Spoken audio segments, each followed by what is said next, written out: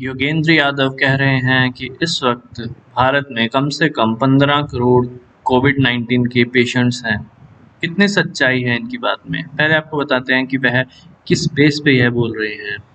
ICMR का एक recently सर्वे हुआ है जिसमें अप्रैल के एंड तक कहा गया है कि जो हॉटस्पॉट्स के बाहर का एरिया है उसमें 0.73 तक का संक्रमण फैला है। जो हॉटस्पॉट्स के अंदर का एरिया है वहाँ 15 से 30% संक्रमण फैला है। वह कहते हैं 0.73 के संक्रमण के हिसाब से हॉटस्पॉट्स के बाहर वाले संक्रमित लोगों की संख्या 75 लाख बन जाती है और वहीं हॉटस्पॉट के अंदर पॉपुलेशन के हिसाब से देखा जाए तो 15% लोगों की संख्या बन जाती है 97 लाख। तो कुल मिलाकर हो गई 1,72,00,000। 1,72,00,000 का आंकड़ा यह अप्रैल के एंड तक का है, या कह सकते हैं कि मई की शुरुआती दिनों तक का। तो उसके बाद संक्रमण 8 गुना फैला है, जो कि सच है। तो उस हिसाब से उन्होंने कहा है अगर 8 गुना संक्रमण फैल चुका है तो अब तक 15 करोड़ के आसपास मरीज हो चुके हैं।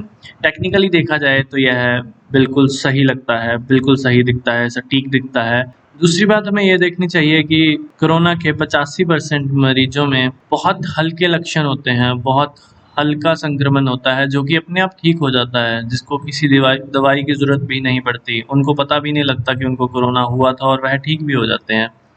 ऐसा भी देखने में आया है।